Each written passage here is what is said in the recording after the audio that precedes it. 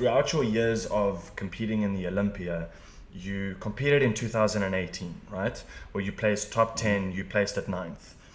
2019, you didn't compete. And then in 2020, you came in and bang, straight to second. Yeah.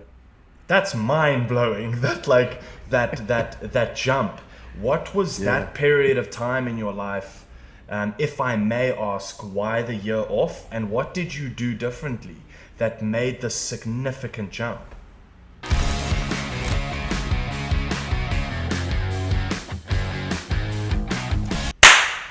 What is up, everyone? Welcome back to Storytime, the most comfortable podcast in the world because of fat sack. As you can see, we've changed the setting up a little bit here. I thought I'd get my ass on a fat sack and not just on the couches as well, so you can see something different. Remember to use Storytime 10 as your code to make any purchase at the fat sack store. We're here today with someone very special, someone that I've admired for a long time, Terrence Ruffin. Terrence, thank you so much for coming in today. It's an absolute pleasure to have you here. Well, thank you for having me. Yeah. It's definitely awesome that Evan could set this up over at Flag, and I'm excited to get started with you. Yeah, it's crazy how podcasting across different sides of the world we're able to do this kind of thing and sort of merge our two different industries. Telling you earlier, I've had an admiration and a passion for bodybuilding for a very large portion of my life, and people like yourself have been at the forefront of that, kind of carrying the industry and being that example to everyone. So, two Arnold Classics under your belt, congratulations. Currently second at the Olympia, gunning for first this year. How are you feeling at the moment, being in prep? I mean, it's 9 days till you got to get on stage. How are you feeling physically? How are you feeling mentally? How are things going right now? Um, I've been doing this almost 10 years now, and it's definitely gotten easier. I wouldn't call it Mm, easy, but it's easier. And this has definitely been a difficult prep with starting my business and everything, but mm, um, I've my energy like comes and goes. Like certain times of the day, I'm just drained and I can barely move. And then randomly, like once or twice a day, I'm just like, oh, okay, this isn't too bad. yeah, there we go. So, so I use those moments. Usually it's in the morning and at night. I use those moments to get everything I need to get done. And Uh, then, and then mentally, I'm pretty happy, honestly. Like okay. a little stressed, just trying to coordinate everything because now I plan out having video team out there, Mm, some of the coaches that are on my coaching staff, and then obviously like my family coming out too. cool. Just trying to coordinate all that can be a little stressful, but uh, competition wise, I feel good. Yeah, that's what's crazy to try and understand as well, is not only are you an elite athlete and an elite competitor, but you're also running the business side of this in terms of video and teams and promotionals and business names. How have you changed the strategy or the layout of your year moving into this year of prep with being so busy on top of everything else? I think having a good team in place is key. Yeah. It's funny. I tried to start this one business a couple years ago, as a clothing brand, and like it was all centered around, uh, we never get anywhere alone. And even if that business didn't work out, Yeah. that still holds true, man. Like honestly, like without having like the teams I have in place, I would not be able to do half the things I'm able to do now. Mm, Um, Having that, and then also having like a different automation, so like you don't have to click every button, do everything, fill out mm. every task. Some things are just automated and run by themselves. Yeah, yeah. And with this focus now moving into obviously people like yourself, like Bumstead, like a few others, like Ian, are putting all this attention into YouTube and into video content. And arguably, I can imagine it comes with a lot of positives, it comes with a lot of negatives as well. I imagine so much of your energy and time is being focused into that. With the current Yeah. state of the fitness industry, do you see this as a positive or as a negative on the industry in terms of things just being so open now. People can see your physique year round. They can ask you questions and give you their opinions year round. Has that made things easier or worse for you? And do you see this as a good or a bad situation? I think overall it's good, man. I think I love like history, so I study like the history of like anything I jump into, and so when I look back at like back in the early 2000s, especially in the 90s, there was this giant like gatekeeper, like the magazine companies. And if you weren't like sponsored by Weeder or Muscular Development, then even if you were a pro, you there was like no way for you to make money, But the good thing about social media these days and YouTube is if you have a good idea, if you're have a good personality, then you can grow and you can benefit, and you're in charge of your schedule, you're in charge of your destiny, and I think that's a pretty cool thing to have. But I will say it is a lot more stressful because every good thing has a bad thing. You have more control over everything, but you also it takes a lot more time. You have to put a lot more into it. Yeah. You Yeah. know you don't just have typically you just don't have people just doing it for you anymore, like the magazine companies. You have to plan, you have to do all this, and I tell people these days, like, you know being big isn't enough when you being a Yeah. bodybuilder these days. You have to Yeah. know a lot more than what you had to do back in like the 90s. Yeah, I think the industry has changed so much since the 90s, but because it's become so accessible to everyone, it's almost like everyone can start having their finger in the pie. I mean, I can see amongst colleagues and friends of mine how their views on fitness have changed so drastically from the teenage years to now, and then looking at people like my dad and his generation and how things are so different. And that's all because of things like social media, right? Opening up information, but also opening up, avenues in terms of having opinion and, feeling like we have a say. And I don't know how you seem like the kind of person that's, got his lane, got his head screwed on straight, motivated, determined, kind of zoned and focused in. Does it become a part of your life where you find yourself reading comments or reading opinions and, letting that have its moment in your day of swaying you, or have you learned how to better adjust to those things? I've learned how to better adjust, but it's still sometimes a little difficult. Like Yeah. for like 99% of the time, I'll see a comment, I'm like, whatever. And then every now and again, I'll see one and it'll trigger me. Yeah, Like, there's that and I'll one go to re guy. yes, they say the right thing, and then I go to comment, and then I'm like, no, let me not waste my time Yeah. doing this. This is, um, but yeah, that was probably a big learning curve for me.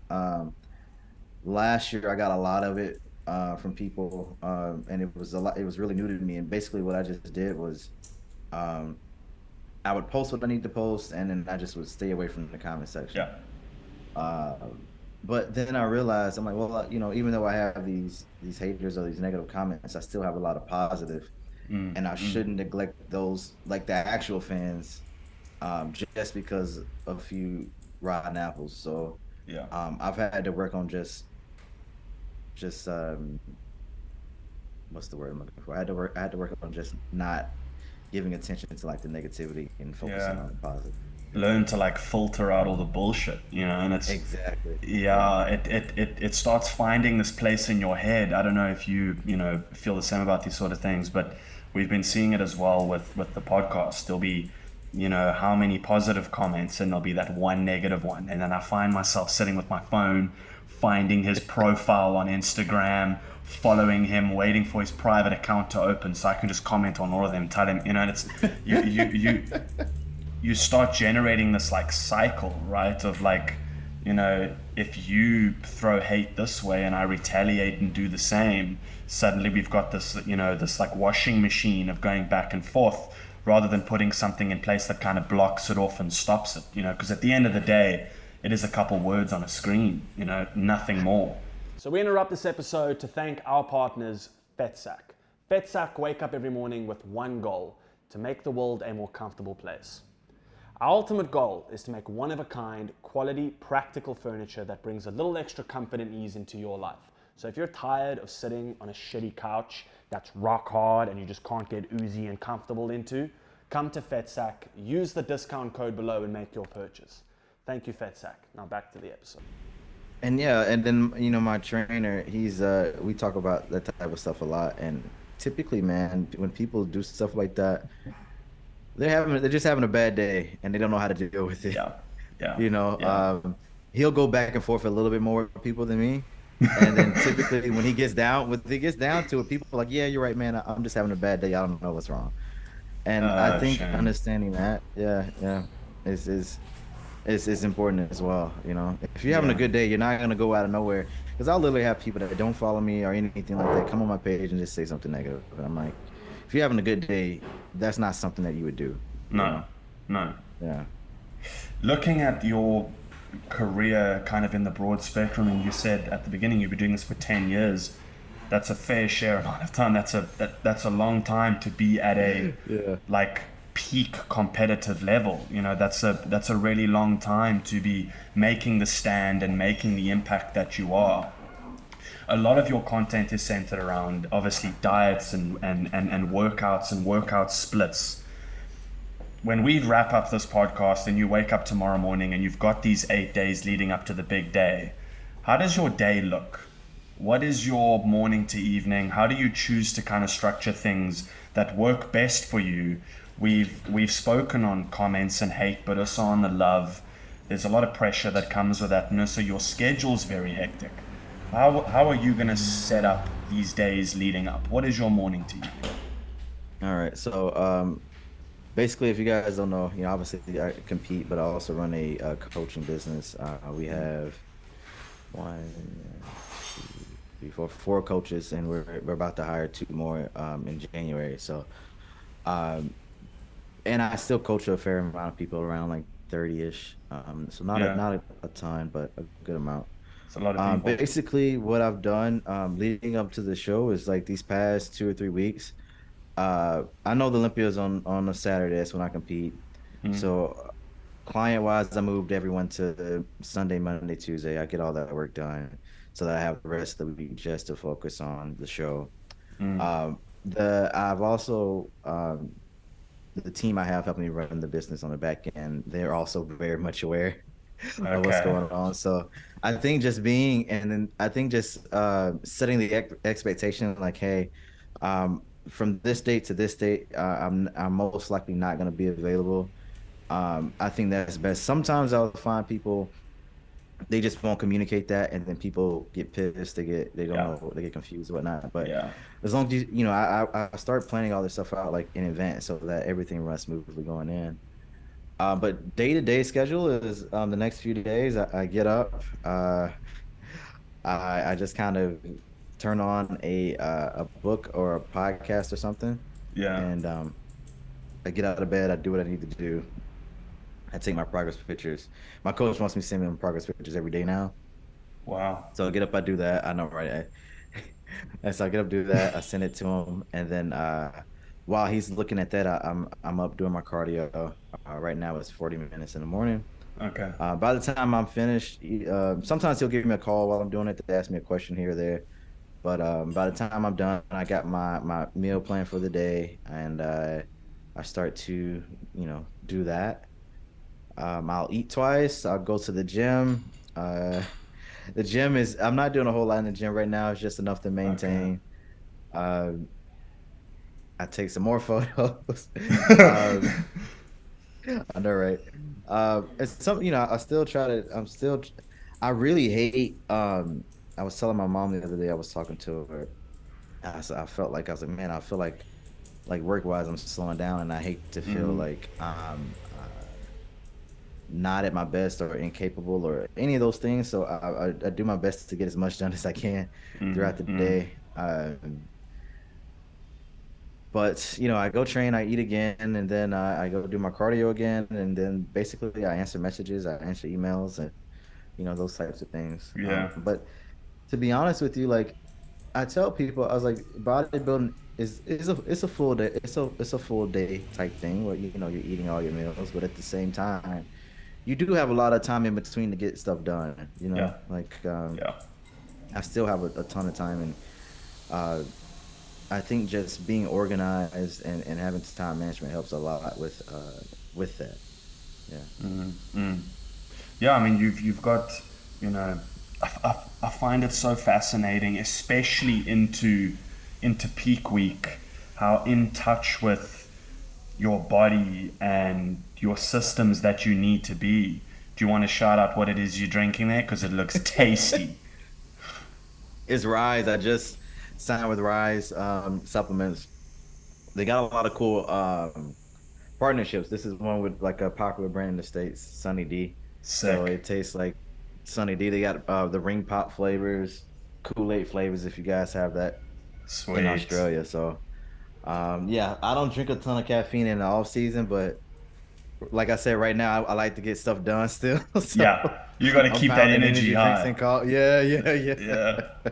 Well, I mean, if you Oh, if you're drinking it this close to the Olympia and you're still enjoying the taste and it's this good for you while you're so in shape, you know it's a good product. So shout out to for Rise, sure. you guys are killing it there. But going into your final week now, you're so in touch with everything, and like what I find fascinating is how similar it is to prepping for being on a movie set, for example. You know that like the closer I get, the more zoned in I am, the more conscious I am of my mental state, of my psychological state, of my physical state.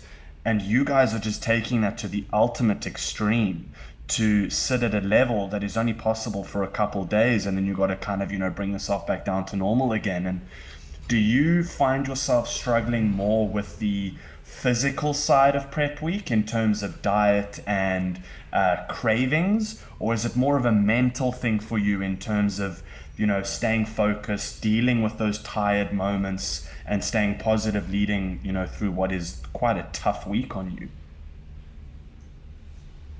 It's pretty cool. I wanted to touch on what you just said about that. That's pretty cool about the acting. I never really thought about that, but it makes a lot of sense. And I feel like it's very much the same if, especially when you hear actors doing like the more darker roles, having to, get into that place, but then also get back out of that place. Yeah. Um, it's a very interesting dynamic you brought up or similarity. But I would say, I practice a lot of stoicism. Mm. Mm. Part of it's just who I am. Like I even before I knew what it was, people would say, "Oh, you act like a stoic." So, um, I deal with prep very, very well from the time I was, a kid. My mom was very strict with what we ate. In a sense, we didn't have sodas in the house. We drank a ton of water. Everything was pretty healthy. And then from that point on, discipline from sports, then straight after that, discipline in the military. So I've been able to deal with this fairly well. um in stoicism they talk about uh challenging yourself daily so that when difficult times actually come, you're already prepared. Yeah. And I definitely believe like my whole life has been preparing me like for these difficult times with prep and things. So I'm not gonna lie, it's definitely not easy, but I think I handle it better than most.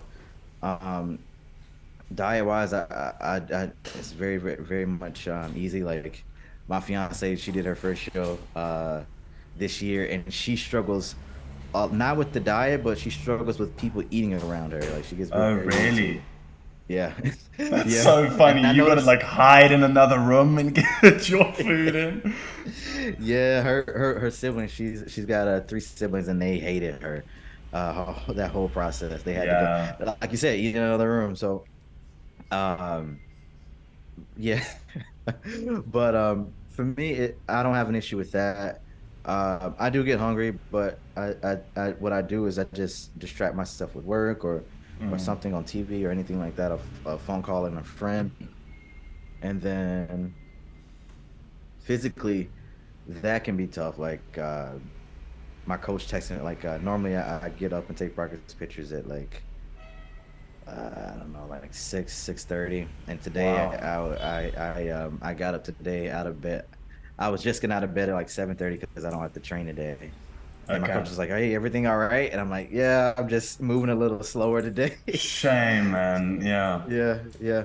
So I think that part, just if I had to say which one's a little harder, it's a little bit harder. physically getting things Mm. done, but I think if mentally you're strong and physically you're tired, I think I would rather have that type of problem. Yeah, yeah.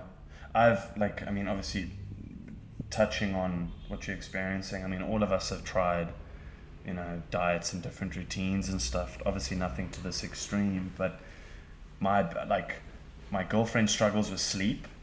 When she doesn't get enough sleep, then she's a different person. She gets like quite moody and irritable, which is completely understandable.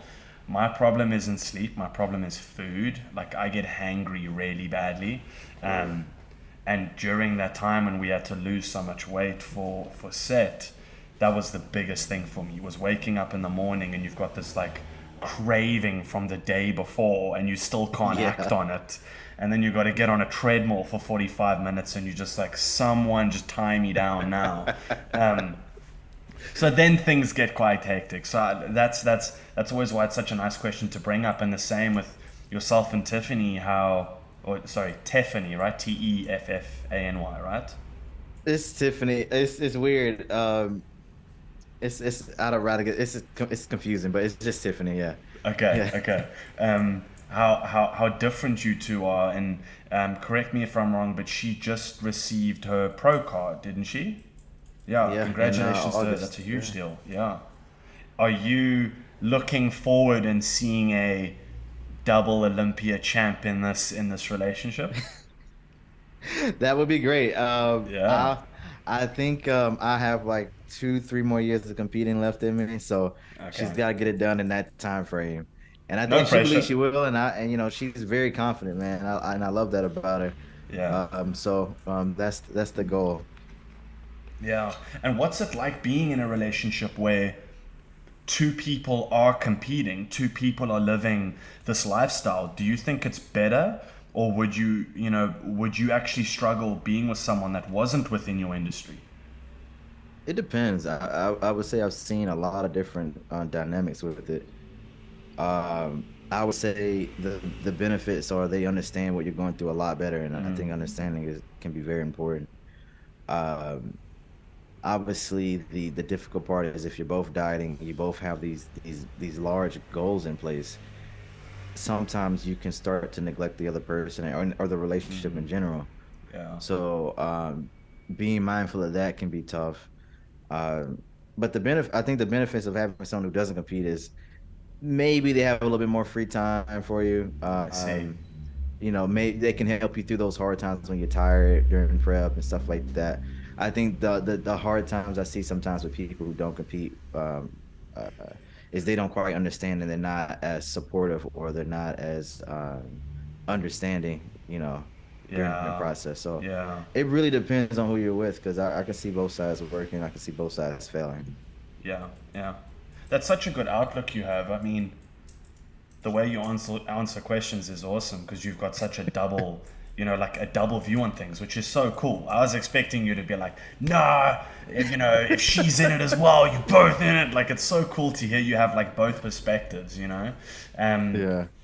looking at one final aspect leading up to the Olympia, and then I have a few questions away from leading up. I'm sure you want to talk about things that are not related to next week as well, but in terms of looking at your training setup, a lot of friends of mine have been asking the question of what your training split is and why that Mm. is the choice of split, and did you change it leading up to Olympia? Did you kind of have to move things around? Okay. Cool. Cool. Cool. So basically, when me and Joe are creating the split, if you guys don't know Joe, he's amazing. His Instagram is Hypertrophy Coach. Same with YouTube. He has an app. You can learn tons Cool. of stuff. Um, Basically, my training split right now is Monday is a pull day, so if you got that's back, biceps, rear delt, stuff like that. Tuesday is push. Uh, Wednesday I'll rest. I guess that's today. Thursday Sick. I'll do legs, and then Friday I'll do one back exercise, but then mainly it's a bicep focus day. Okay. And then Saturday is one chest, one shoulder, and then mainly tricep day. Um, The reasoning behind that is my legs are in a really good spot. I don't really need to focus on them, so once a week is Okay. enough. But upper body wise, I need to focus a lot more on arms and then a little bit to a lesser degree the chest and back. So if you look Okay. at the split and you look at how many exercises I'm doing and how the frequency is, that's kind of the reason why. Okay. Um, Pretty much that's been like my thing the entire time I've competed is I'll get your upper body bigger. Okay. But we've played around with different splits, and I really like this one honestly. If you go really hard at the beginning of the week, Monday and Tuesday, you get a rest day, hard again on that Thursday, and then honestly, even if you're still training hard Friday and Saturday, but just the exercises, just training biceps Yeah. and triceps isn't Yeah. super taxing, and I like that a lot. Mm. Um, the only thing leading into a show training wise that changes is the volume we're doing. Like Joe has taught me that it's very important to maintain the weights we're lifting throughout a prep to I maintain the see. muscle. Um, but the thing that we lower is the volume so we can manage like fatigue and recovery, and so that we're not Yeah. beating ourselves into the dirt. Yeah. So yeah, One thing that I mean throughout the years that you've been so good at, and you don't like my opinion doesn't have to mean much, but two things like your posing is yeah, incredible. It's incredible. Like it's like watching an entire performance while at the same time maintaining these moments of, like these pauses of posing in between such smooth transitions. It's beautiful to watch, and you do such a great job of arriving with such fullness that, dude, like, all hail to you, dude. Hats off that, like, it everything's just popping and full. And do you equate that to, this is the way that I'm built, these are my genetics, this is how my body goes? Or is that something that you have in mind every year, going, let's keep that size while trying to taper down to that dry look as well? Because you've done that beautifully every time. Is that a conscious choice? uh, yeah, it is. So when you're trying to peak for a show, there's a give and take. The fuller you look, the less dry you'll look to a certain degree, Mm, mm, and the drier you'll look, the less full you look to like a certain degree. The reason is like for fullness you need a bit more water for the glycogen to get in the muscles and be rounder, okay. and vice versa for dryness. Um, Basically, yeah, I mean, I've been blessed to have some really good coaches, and I just let them take the wheel with stuff like that. Yeah. The less I have to think. Um, Personally, I find myself and a lot of people, I find they may be good coaches, but when you're coaching yourself, your mind can start to play tricks on you, and Mm, you mm-hmm. may not make the same choices you would when you're working with someone else. Yeah. So um, it's definitely a conscious choice, and yeah. If you're tired of wearing like really crappy, make your fingers go green jewelry, head over to Clocks and Colors for something unique and special. Clocks and Colors are based out of Toronto, Canada. They specialize in detailed, handmade 925 sterling silver accessories. They also offer other products like handmade leather hats and homeware goods. Go to the link below to claim your discount with Clocks and Colors. If you're looking for some high-end quality tees, some quality clothing, use code Storytime below to claim yours with Saints and Sinners. We want to thank Saints and Sinners for this one. Great apparel. Kitted us out. Go get yourself kitted out too. Does it on you saying that, does it mentally start taxing you when you see yourself getting, I say in quotations, smaller because you're dropping so much water and fat? Does that start to kind of tax you? Because, like, whenever I have to lose weight, that's I'm obviously insecure about these things and I'm trying to work on Yeah. it, but it starts to weigh on you that, shit, I don't look big enough. And then you put weight on in the off season and you go, shit, I don't look lean enough, and it becomes this like cycle. Yeah. For me, like when I'm thinking about when I'm getting on stage, I see a lot of times with open bodybuilders, they have what you said, like they always think they're not big enough, and that's why you see a lot of times I think open bodybuilders don't show up as conditioned as some guys Yeah. in classic or 212. But um, for me, when I first started, my coach was very much set on having the most like shredded guys on stage, and Mm. I think that's been instilled with me. So my worry is always, oh my God, I need to be tighter, I need to be leaner, I need to be, this and that. So I find that I would and my first coach, I think he would over diet me a bit. And I Mm. think if I was left to my own devices, I would do the same thing. You Yeah. know. Yeah. There's always that like area of just in case, like just go Yeah. balls to the wall just in case, and you actually end up hurting yourself rather than saving the day. Yeah. Mhm. It's interesting you bringing up open. I actually wanted to ask you in terms of open. It's always cool to get competitors' opinions into other divisions, and the open division this year, I'm really interested in. Yeah. I feel like over the past 3 years, there's been so much like positive tension that's been building in that division, and there's so many guys coming up. Obviously Nick and Ian and all the guys, every year they just come in bigger and fuller and more defined, and it's incredible to see. If you had to look at the open division and make your predictions of who is coming in and really impressing you right now, who is your go-to?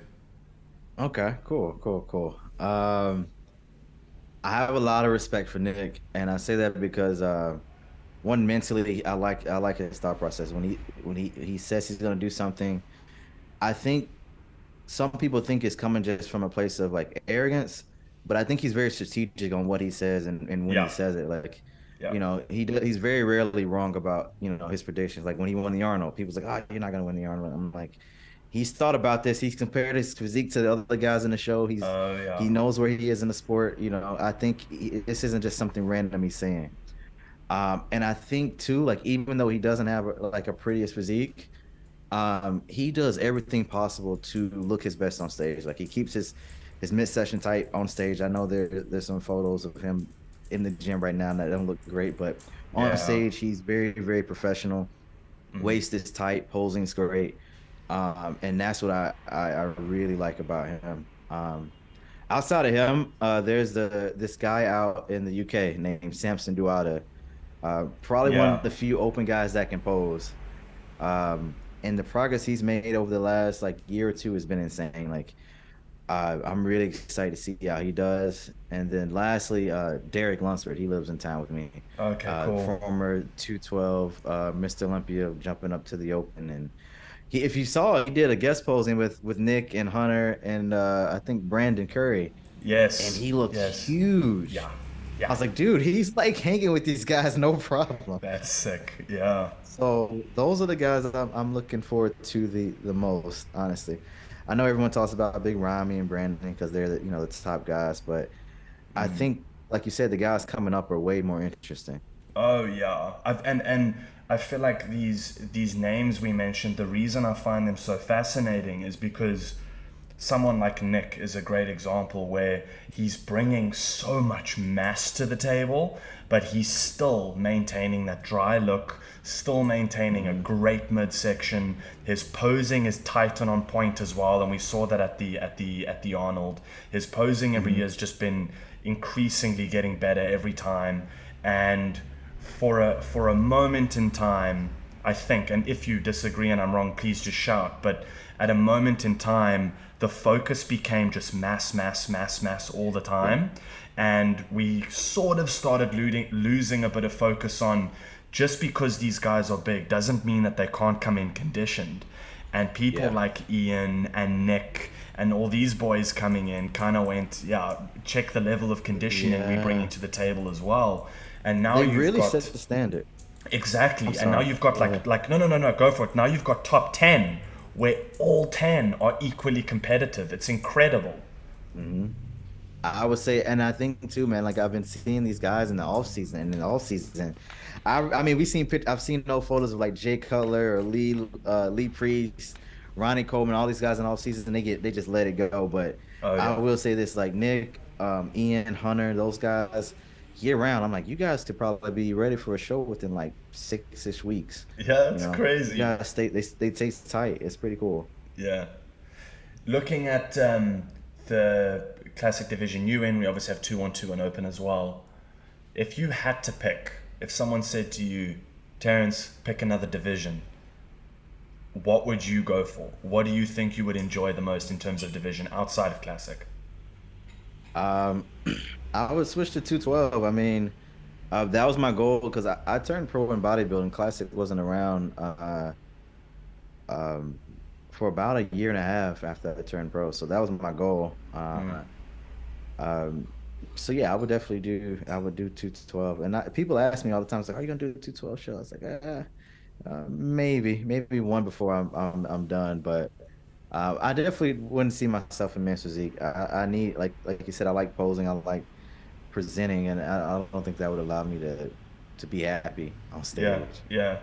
For people that don't know the difference between divisions, what would you say is the biggest standpoint that divides the 212 and the classic? It's in my opinion, it's the weight limit. I mean, Okay. we've had guys switch back and forth between classic and 212 or classic and the open, and the biggest difference is the weight limit. The guys in 212 are my height, but like Derek's my height, but he walks around. No, he competes at 212, and I weigh 180, 178 on stage. So Mm, um, it's just a really big difference in size. yeah. One thing I don't agree with, a lot of people like to say, "Oh, classic is for posing," and I agree that like if you look at the shows now, yeah, classic is for sure. We have the best posers, we have the best Yeah. presentation. Yeah. But what I'm saying is it doesn't have to be that way. Like every classic pose that we do, every routine that we do came from bodybuilding. Guys like Lita Brada, guys like Mm, Francis Benfato, Bob Paris. These guys all came from bodybuilding.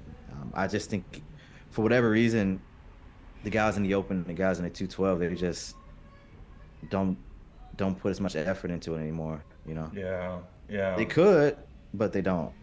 Yeah. Do you think, because obviously your style of posing is incredible. I mean, it's the Lee, Lee Labrada, Lee Priest, that kind of inspiration that's kind of pulling through that consistent impressiveness, if that's even a word, in between the poses as well as the poses. This close to competition day, you obviously already have your schedule laid out, your routine laid out. Have you picked your song? Yeah, yeah. I'll tell people it's the separate what was it Separate Worlds by Journey, the Stranger Things remix. So if you guys have Oh, seen Stranger Things, sick. yeah, yeah. So I'm excited. I mean, I've been kind of doing like I like that style of music where it's an old song and then it's like remixed because I feel like that's what classic is. It's like old school bodybuilding but remixed into today. Yes, So like it fits really yes. well. That's Yeah. such a good view. That's exactly what it is, actually. The perfect balance of mass conditioning and posing all Hmm. kind of married together. Yeah. I'm super excited to see you get on stages. Yeah, I cannot wait for it. Looking at the other people getting on stage with you, you guys maintain such a great level of friendship and support amongst each other while still being highly competitive. And again, correct me if I'm wrong, you don't see the same sort of camaraderie in other divisions all the time as much as you do within your division. What are your relationships like with the other competitors? Because often you'll see videos of yourself and Bumstead training. I know yourself and Breon have a great relationship. What are those relationships like? Is it a big part of your day throughout the year? Are you guys in touch?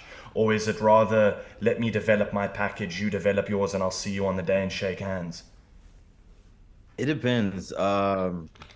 So I'll go through like the top five. Ramon, I don't talk to Ramon very much because he doesn't speak English, so Okay. I can't really communicate with him. Okay.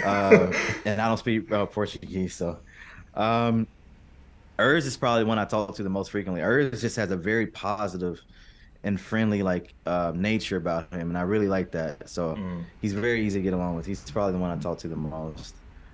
Uh, recently he flew from Germany to the US to train with me and Joe and Chris and a couple other guys. So he's honestly, out of everyone in the top five, he's the most friendly. He's also the Cool, man. youngest too, so you He know, is. yeah. Um, Breon, we've always been cool, but we've never really talked much. I think it's just like an age thing. He's like he's maybe like 15 years older than me. Wow. Okay. Yeah, he's like, yeah, he looks young for his age, but he's He like does. Yeah. mid 40s. Yeah, he's like mid 40s Wow. easy. Really? Yeah, yeah. So very impressive. People don't give him enough respect for that. I Uh, don't think he likes to tell his age either, though. Because I think he's in California. He did some acting, and I don't think he likes to he likes to share that. okay. But Hey, um, look, it's all a part of the journey. Like, hats off to him. He's like one that's of what the I'll original say. goats of the division. Yeah. hmm Then me and Chris, we talk occasionally. Like he would be the second most frequent person I talk to behind Urs. But for the most part, it's like you said. I would say like I wouldn't call us like actual friends, but there's a level of respect and camaraderie we have that a lot of other people don't. Uh, yeah. There was a time, I think it was 2019,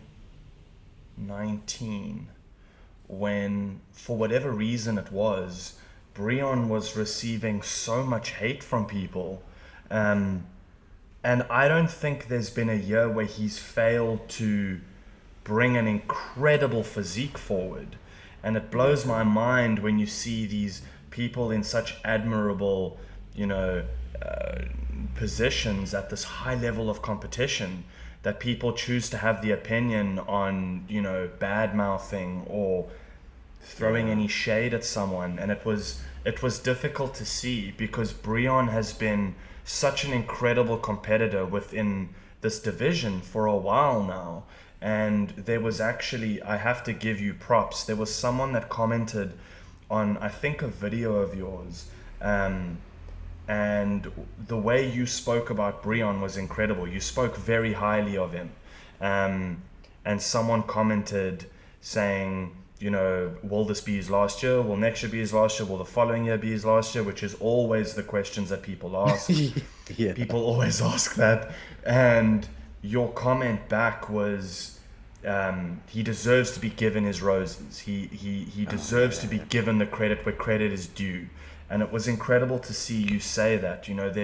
There's not many divisions, and even bigger than that, there's not many sports in the world where you've got competitors speaking so highly of each other. And I just think it's important just to kind of give you credit there, that the way you've spoken about Appreciate it. other competitors is incredible. And it's very enlightening, because you guys, without even realizing sometimes maybe, are such a positive impact on the youth, on myself and my friend circles, but as well as my brother, he's 20 years old now. Him and his friends look up to you guys like superheroes. And so it's awesome to see you guys treating each other with such respect. So Yeah. props off to you guys. Yeah. I appreciate it. Yeah, I did that recently because I wanted, because I get that, I feel like I get the question all the time, like, what do you think of this person? And like, a couple things. One, I see sometimes where people will, like you said, like people say nasty things sometimes about competitors or about me, but I have to realize like, it's this person. It's not the athlete behind, like the. Okay, let me start over. Let me explain this a different way. Yeah, no, no, no, go for it, So go for it. basically, like let's just say, like let's say for instance, if a Breon fan came on my page and he was hating and talking crap, a lot of times what people will do is they'll take that comment and then they'll hate Breon for it. Yeah. But I think it's very important for people to realize like this is Breon didn't tell this guy to say this. Breon isn't orchestrating this, and you have to separate that. And sometimes people get caught up Yeah. in things like that, and they end up hating the competitor when it shouldn't be that way.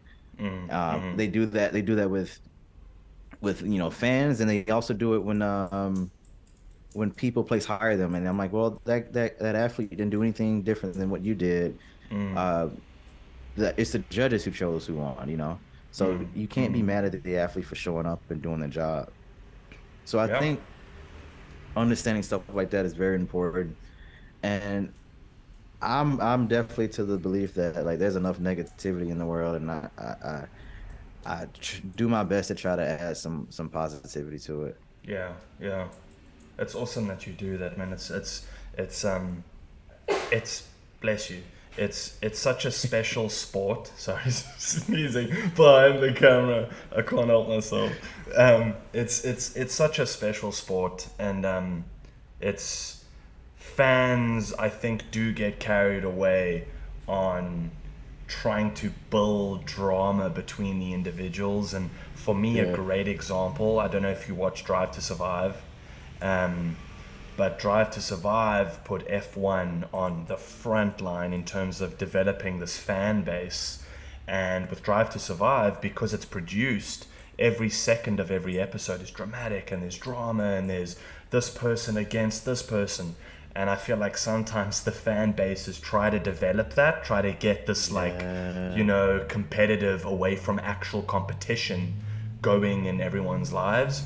And then you chat to someone like yourself, and it's like, dude, I'm just trying to bring the best package forward possible because this is what I love, you know?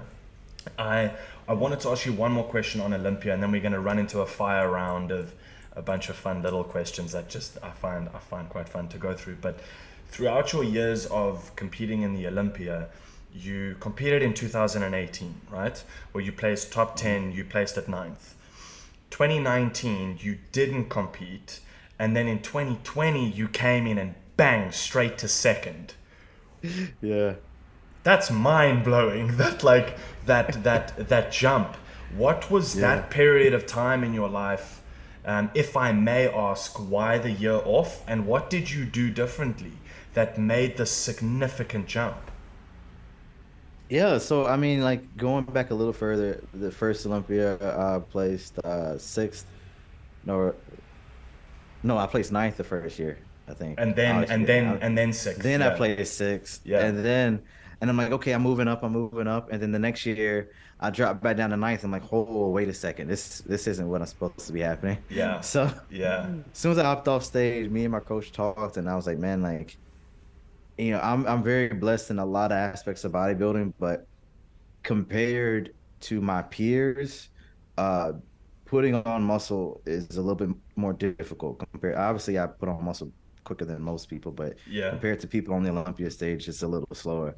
So I just realized I'm like, okay, I need a little bit more time than others. So let me um, make the difficult choice of taking the year off. And it was hard because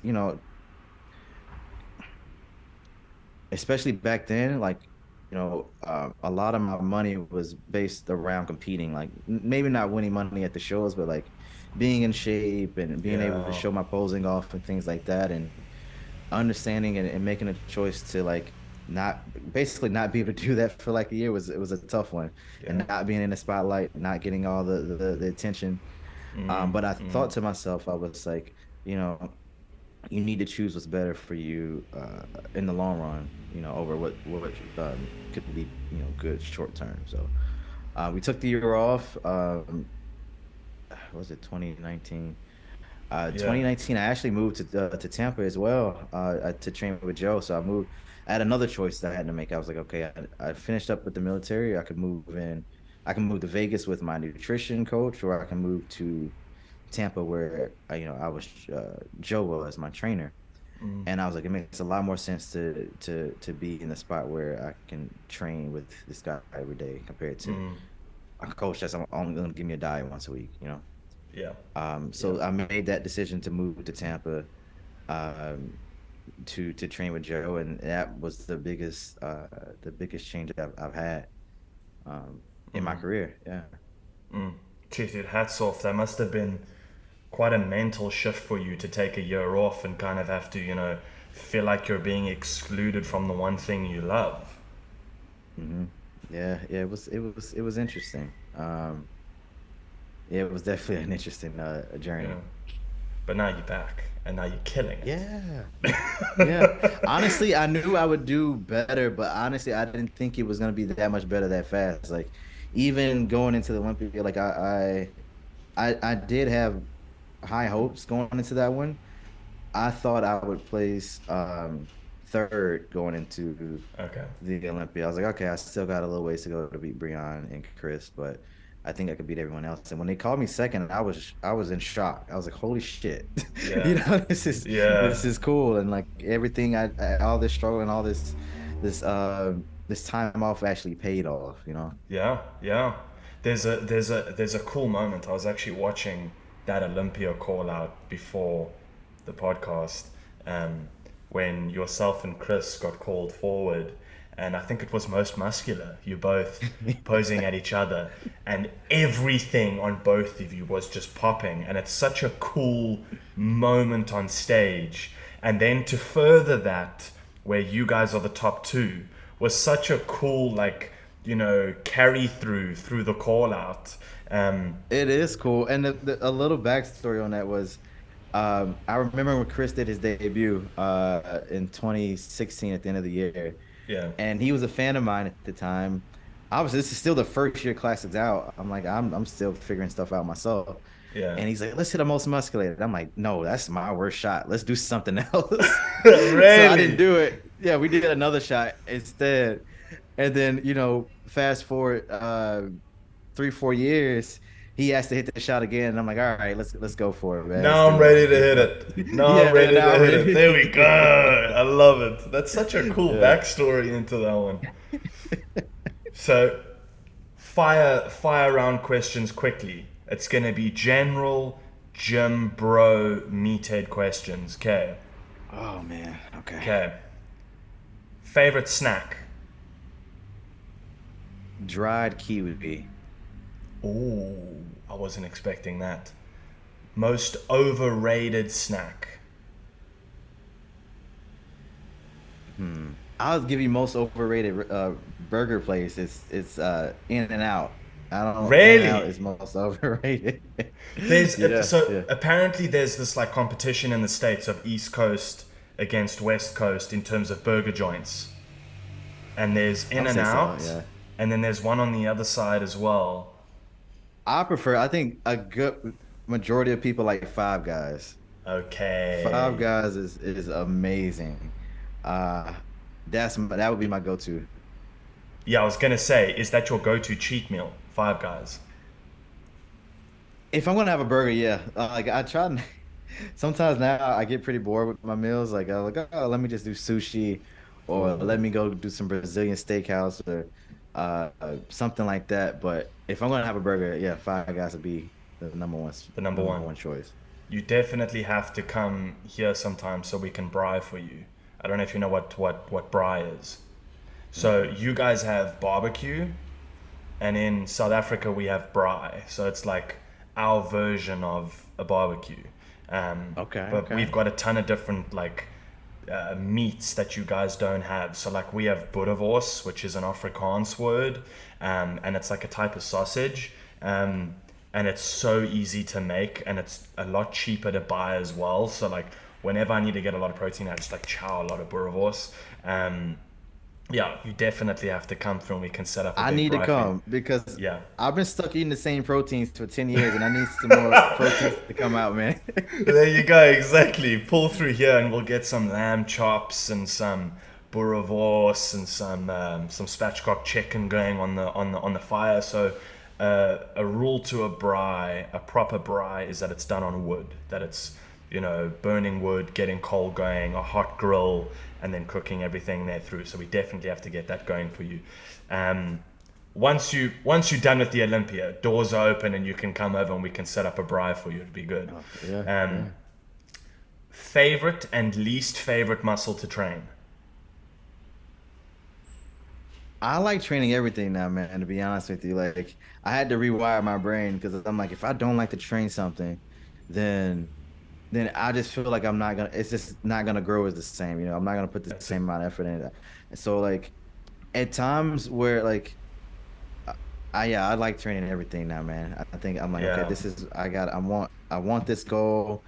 I like trick my frame of thinking. I'm like, okay, I want the perfect physique if I want the perfect physique, I have to like doing, all the things required to get Yeah. there. So Yeah. even if at first I didn't like up training a body part, I'm like, well, I do like training it because I want this outcome, you Ah, know? that's a good attitude. Yeah. Yeah. Mhm.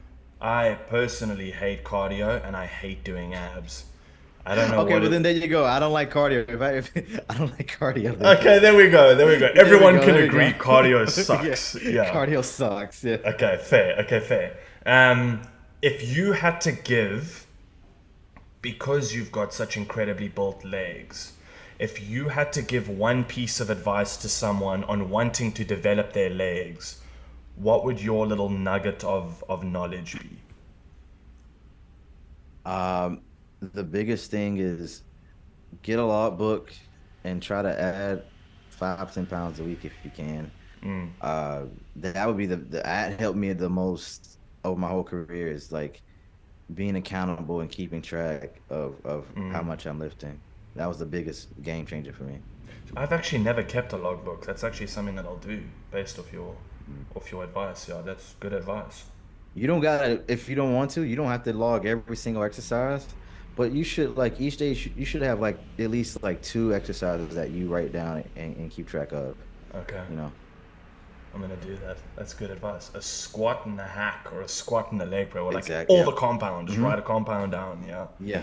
Yeah. Um, if you weren't a bodybuilder and had to choose another sport, what would your sport of choice be? I wouldn't be good at it, but I love strongman. That's what I love to watch it, dude. Really? Eddie Hall, Brian Shaw. I would suck because I'm like 5'5". I would never do well in it, but dude, yeah, I watched the whole History Channel series they had. I Yeah. watched all the documentaries they've had, like with Eddie, and then like the Born Strong. I love watching that, man. I know it's another very obscure sport that most people don't watch. Yeah. That's the one I'm most interested in. Okay, sick. Jeez, I wasn't expecting that. Usually it's like such a flip. It's usually like, oh, golf. And I'm like, what? From bodybuilding to golf? So this one makes a lot of sense to me. This one makes a lot of sense. Looking at peak week, what do you feel is the biggest mistake people make in their peak week? I think they make too many like changes. I would say like they expect some crazy drastic like shift in their look. Like I mean, look at a lot of guys going into the Olympia. They pretty much look how they're gonna look on stage already. Like two, Yeah. 3 weeks out. Uh, there's like it almost never happens where you look like crap the night before and then you wake up looking like amazing. That's something that's gonna happen. Yeah. So Yeah. just getting ready early, and then if you look good, don't change much. Sick. That's good advice. I feel like those last 2, 3 days are so fundamental in the whole process. Mhm. It's crazy that 1 week after 9 months of prepping can make such a drastic change to Yeah. your appearance. Um, I had written down. I actually had a friend of mine and my brother's who competes. Send in a few questions. If I could read out one or two of them to you, I know that I love it. he'd really appreciate it. So he says, yeah, how many people do you currently coach one-on-one through Iron Den coaching? How do you deal with coaching people while being on prep for the Olympia? And is it something that comes naturally to you? And do you enjoy coaching people? I love it. I posted it yesterday. I honestly really do, and I'm excited for the day where I retire from bodybuilding and I can really just focus in on that. I got started with coaching because my first coach he didn't know what he was doing, and I didn't know enough to even know that he didn't know what he was doing. So I was like, I never want to. I see that. I see that. Yeah. So I was like, I never want to be in this position again. So that from that point on, I started learning. I started taking college courses. I did mentorships. I paid for certifications, all that stuff. Um, at the most I've coached was about 70 to 80 people. Sure, it's a Um, lot, eh? what's funny? Like the a lot of the coaches, what they end up doing, like a coach with that doesn't compete anymore. That's a full-time coach, like a top tier, is probably has like 100 to like 130. Wow. Um, yeah, yeah. For me, bodybuilding wise, I couldn't do more than around 70. Right Okay. now, with running the back end of Iron Eden, I cut that in half. So right now I have about 30-ish clients. And honestly, I've gotten so efficient with it. Like I want to get a couple more. I think 40 would be a good number. Um, but basically, it I wouldn't say it came naturally. I just was very I just like learning about it. Like I Yeah. just paid $800 for John Jewett's J3 University course, and it's amazing. And then I've paid. I used to drive down to meet Joe. That was an 8-hour drive back before I Wow. moved to Tampa.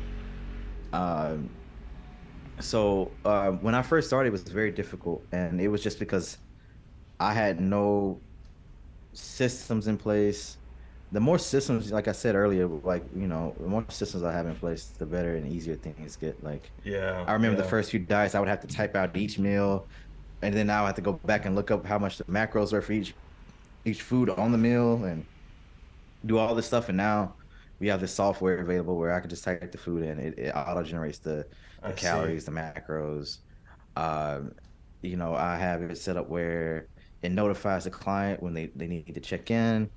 Uh, One thing I really, and I'm always improving, dude. Like one thing I just added like 1 or 2 months ago was what I used to do for check-in updates was I either just email, text them like, hey, update sent. Let me know if you have any questions. But now there's this thing called Loom, Loom, Yes. and I can film like the diet on the screen, and then I have my little face in the corner, and I'll just go through everything that I did, and I can send them that link Wow. in that video, and I'm like, this is awesome, you know. That's sick. Um, so honestly, dude, like I really love making the process better, improving it. We just hired a prehab and rehab guy. So like if people are having like, I have clients like, oh, my shoulder's bothering me, you know, Mm. I'm not gonna, a lot of coaches don't have a fix for that. They just tell them like, oh, I'll just, most coaches don't tell you to do anything. So Yeah. I send them to this guy, and it's his whole job is to make people move better and feel better. And he fixes them up. And then the next thing I want to have is like partnering up with a mental health coach and a Cool. health clinic. So I really want to Yeah. build this out and give everyone like really good value. That's awesome. I love that you're accompanying mental, physical, psychological recovery before and after. That's incredible. You might receive a DM from me asking more questions about this, because Yeah. that's really cool to be involved in something that's that in depth is incredible. hmm Um, yeah, man, I'm really proud of what we've been able to do here. Yeah, Yeah. that's so cool, man. I have a few friends that I'm sure would love this information as well that compete or powerlift whatever, and I'll be sure to drop you their accounts as well and let them know Yeah. about what it is you do for sure. Um, what was your relationship with John Meadows like? I understand he was your coach just before the Yeah. one you're with now. What is the most important thing you took away from knowing John? Obviously, before he passed. John, I had known John a very long time, even though we only worked together for about I want to say we worked together for 3 shows. But I had been going. I would always go to his seminars. I would always, to go to his events. I would pay for his material on mountaindog.com. Yeah. Uh, so I was always around him, and I just really respected him because he wasn't a top level pro, but business wise, he was very intelligent. Like he Mm. trained a lot of the top pros. He made more money than most of the top pros. He was very he was some, that's what I look up to in sport. Like obviously like Ronnie's awesome, greatest Yeah. physique of all time, but Yeah. I look up to guys that like John. And then also on top of that, great father, great husband. So when I started working with him, he became like a father figure to me. Like I would call him for relationship advice, business advice. He was he helped me out a lot, especially when I first started working with him. I was in a very bad place financially and life wise, and he helped me like you said, like 2019 is when I started. Like, that was the year I took off. Yeah. 2020 is when I came back. He was coaching me during that period, so he Oh, was cool. a big reason why I started to do better in life in general. Yeah. And Yeah. he gave me lots of tips, man. It's tough to give like biggest thing I've learned from him, but um, one I would say is like you can be more than just a bodybuilder. He was a Mm. family man. He was a businessman. He was very well educated, Mm. and he was very kind. I think that was important as well. Uh, his persona on the internet was what like he one of the last shirts he made was a man, it was like a kid show, like I can't think of Really? the name of it now, but won't you be my neighbor? I can't think of it. If people in the US know, it's a PBS show. Okay. I'm drawing a blank. But and then he would do like the funny skit, like it was a little corny, but he's so nice and so cool, like the Ultimate Warrior skits he would do with the chair, like. Cool. And another thing I like. I know I'm going on a tangent now, No, no, but go for it. Go for it. he would do content with all types of people in the fitness industries. Like you'll get sometimes where bodybuilders like, oh, I'm only gonna work with IFBB pro bodybuilders on Yeah. YouTube, but he would do content with like with all types of people, man. Like he would have his normal clients come up and film. He would do content with his name's Jeff Nipperts, who's not really in the body. Yes. He's not really a Yeah. bodybuilder Yeah. per se. He was very open to new ideas, you know, Mm. Mm. very much. So he's one of the people that I really much looked up to, and I think more people should like try to be like him, even if he Yeah. didn't have the best physique, things like that. As a human being, he was very, very good, one of the best. Yeah, I love that outlook. What you said earlier of that you can be more than just a bodybuilder, and Yeah. it carries through into every profession, right? But within this profession specifically, because it's so all-consuming, I feel maybe sometimes guys can get a little bit caved in, and miss out on so many other things as well. So it's great that you put that forward. Um, and one more. Let's see, which one will you really like here? You can People, do a couple people. more, man. I'm There getting good was, questions. I don't care. oh, dude, there's so many questions about you and Tiffany and both competing, and um, there was the video you posted up of you guys both doing leg day, and Oh yeah, yeah. that was so cool. And I was watching that and reading through the She comments, is and strong as shit. she's hella strong. Like, I was watching it, and then I showed my girlfriend, and I was like, he's built like a machine, but check how strong his fiance is. And my girlfriend was like, what? And I She was like, is impressive. the next leg day we do, babe, we just going ham because we gotta like try and impress these people one day, hopefully. That was incredible. Let's do this one. What is your mentality or approach for the Olympia this year versus previous years, or is it the same? Do you think you are mentally prepared to take home the win this year? I would think so. Mm. I think I've been, getting ready for this day for a while. Um, it's hard to say, man. Like since I haven't actually been there in that position, Mm. uh, because in my mind, I think being a Mr. Olympia, you have to be a certain way. Like obviously, you technically don't. You could be like Dorian and disappear or Yeah. whatever. But in my mind, I think a Miss Olympia should be a representation of the sport. They should be out there being the face. Um, making a positive impact. And I think I've gotten to that point where yeah, I can be that and I can do that. Mm. Mentally going into the Olympia, I've had to take my approach is I think probably a little different than most. Um, I've seen where people they'll start to focus in on one person or another or the placing and they become very, very negative. Mm. And I very much don't want that. And so I just say, okay, I'm going to focus on being better each and every year. focus on the things that I can control, like focusing on how to bring up my weaknesses, and I found that that helps me to be in a better mental space than a lot of other people. Um, because you can't control how that other guy's gonna look. And at the same time, Yeah. like I tell people, like even if you are focused on this one person, you literally never know what'll happen. Like look at in men's physique, there were probably some guys worried about Sadiq. A week out from the Olympia, he says he's not doing it.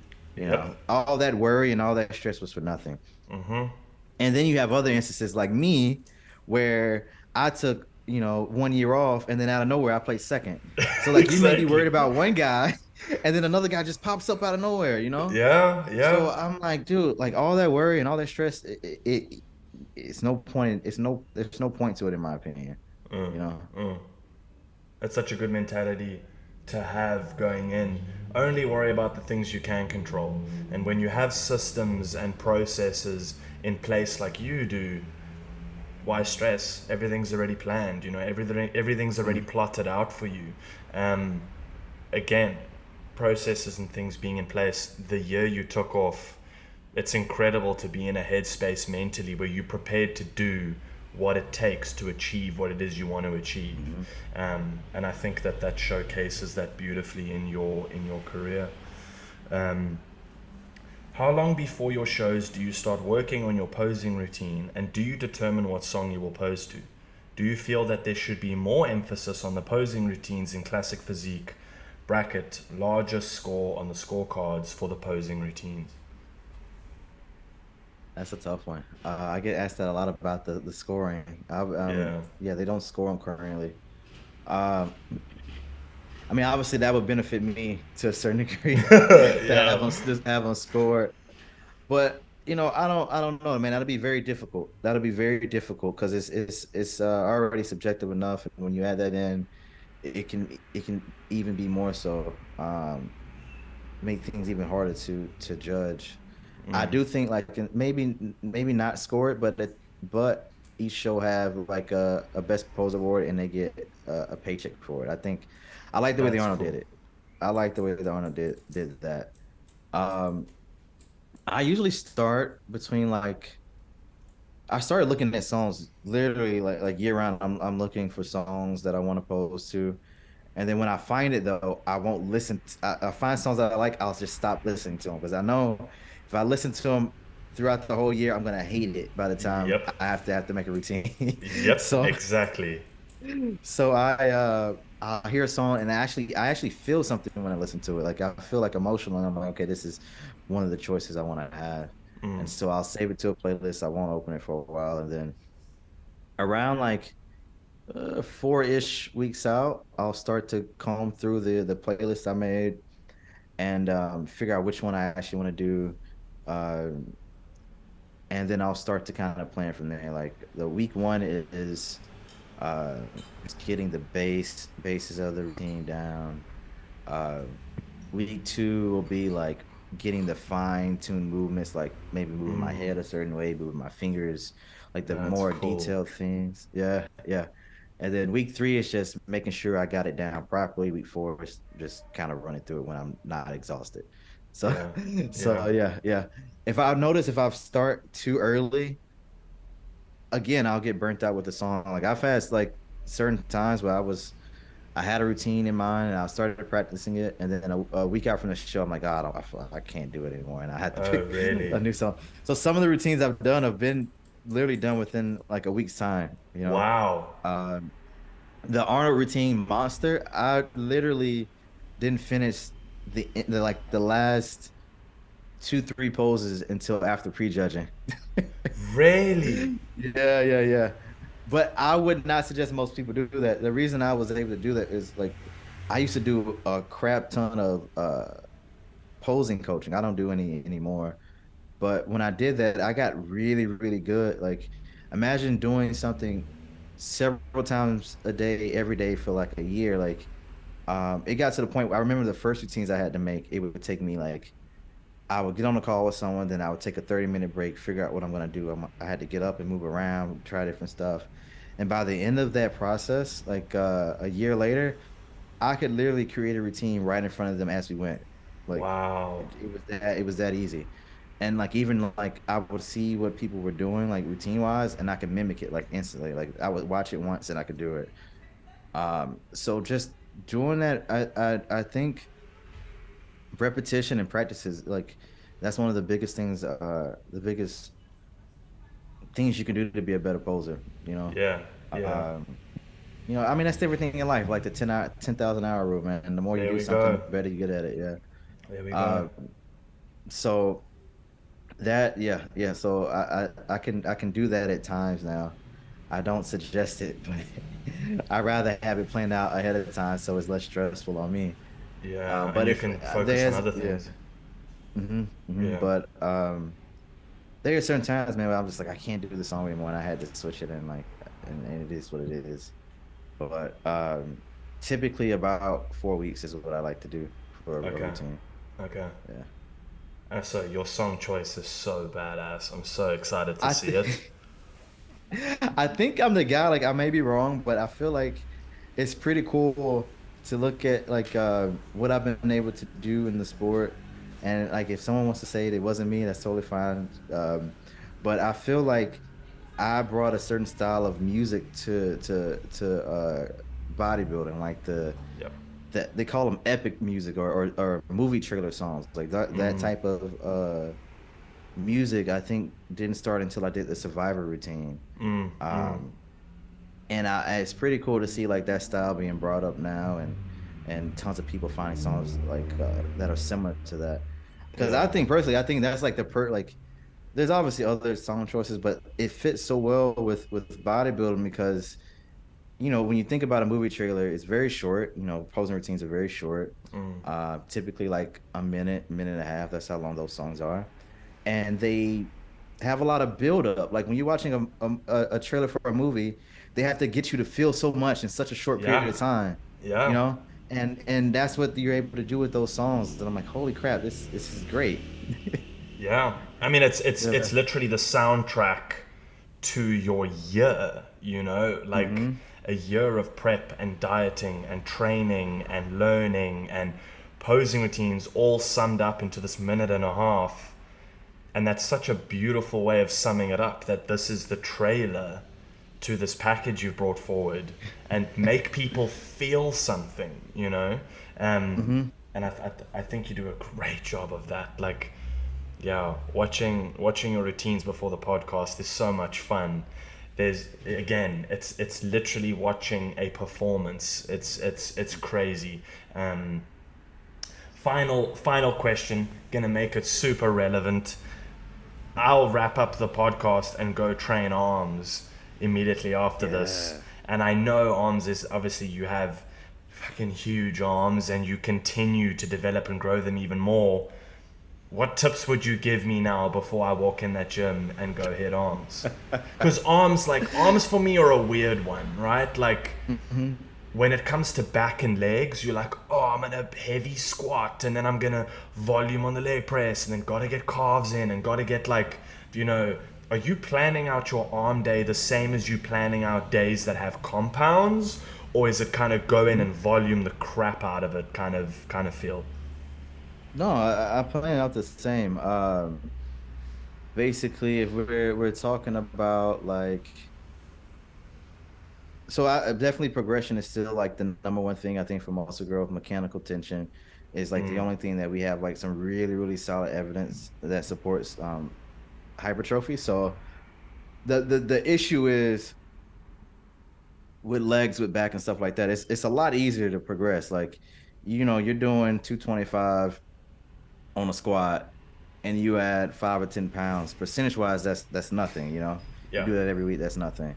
Adding 5 or 10 pounds to your to like a barbell curl is a lot more Yeah. percentage wise. So what me and Joe are able to do is he bought like these these like mini plates. So they're like No we have ways. like we have like quarter pounders, half pounders, 1 pounders. And so we're able to do the same things we do on like a hack and stuff, but obviously on a smaller scale. So that's helped a lot.